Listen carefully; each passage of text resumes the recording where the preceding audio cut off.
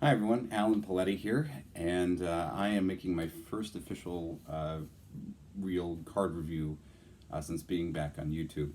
Now, of course, you can see my surroundings. This is my bedroom. I have a little boy now. He's 2. That's how long I've been away. Um, he took my office, so that's his room now. So this is where I'm shooting for now. I'm sure as time goes on and I get back in the swing of things, you'll see better audio, better video, a little bit fancier surroundings, better lighting, all that kind of stuff. But I just was excited to jump back into it. So I hope you'll forgive the amateurish nature of the video for now. But I want to review a deck that I've actually had for a very, very long time, and I'm actually going to uh, tag Lance in these. I've had these forever, and I don't think I've ever reviewed them. I think I reviewed the larger release copy of these, but I got a very special limited edition. I think the Multimiller Gargoyles. Came out a long time ago. See if I can find any of that information on here. They're so old that the glue has come unglued. That's how long I've had these. I don't see a time like a year stamp on them, but I know that I've had these for at least probably 10 years or something like that. Well, maybe not that long, but at least a good 6 or 7. Let's see if I can get them all out of here. There's the box, nothing too special. It's got, the wrap all the way around or around through the sides. Shows you the design on the back. Has a QR code. I'm an Apple user, so that doesn't mean anything to me. Yeah, and it's a pretty cool thing. It says here, I'll show you that box. There you go, if you wanted to read all of that. This was something that I think he released as a trial when he first started getting into designing playing cards, and wanted to see if there was any interest in it, and there was, so he made a larger version, or a larger release version. Now you can see these are not bicycle stock. These are certainly not. They are very, very, very, very, very, very thin cards.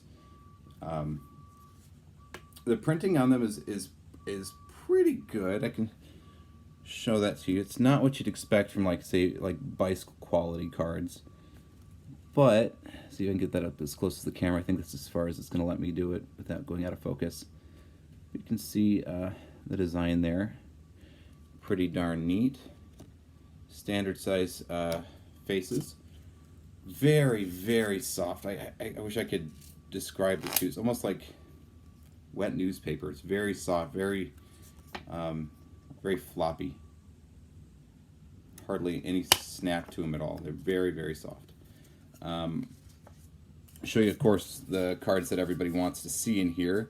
The court cards are all the same as you'd expect in any standard bicycle deck of cards. Nothing exciting there. Let me pull out the jokers, the ace of spades, and there's actually an ad card in here too. But the ad card might be of interest to you because it's got some text on there that's not standard text. So, oh yeah, here you go. And I'll leave this in the description too, so you can, if you don't want to pause that and read that, I'll grab that and put that into the description. But basically it says, this is a little information behind the story of the deck of this card and the nature of its contents. Oh, the deck concept and design, Lance T. Miller, 2010. So there you go. I've had these for, well, since they came out, so it's been 9, almost 10 years. Oh, yeah, there you go. I was right. Here is the jokers. Oh, and you know what? He's got his phone number on this part, so I think I'm going to cover that up just in case he doesn't want that out there anymore. But his phone number and email address is on this card here. Okay, and then you have one that's just a little bit larger without the text on it. Now this one with the Joker just has on the bottom here, after Miller and the phone number and all that kind of stuff, just has like we reserve rights to this ace of spades and blah blah blah, all that kind of stuff you've seen a million times before. And here's the ace of spades. Pretty interesting. I would have went with something a little bit different, but I think it looks pretty cool. I would have liked to see more of the gargoyle design put into the ace of spades as well, but Still a pretty darn neat ace of spades. I've covered my finger here because his phone number and email address are on these too. I think he meant these to be kind of a, I could be completely wrong, Lance, and if you see this, I'm going to tag you in this video. You see this, but I would assume this was made as kind of like a proof of concept, or a, not a proof of concept, a portfolio type thing where you could show some of your artwork off and hand this out to people who would maybe be interested in hiring you for deck design. Not going to blast you on the internet, so everybody has your phone number. I don't even know if it's your phone number anymore. It's been 10 years. But it's on there. It says Multimiller below that. Let's see if I can cover up his phone number and stuff, but it just says Multimiller right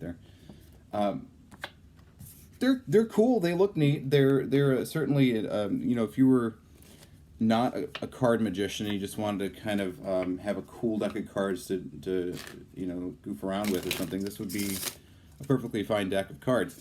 The artwork's beautiful. They don't handle worth anything though. That's you know, this is a pressure fan.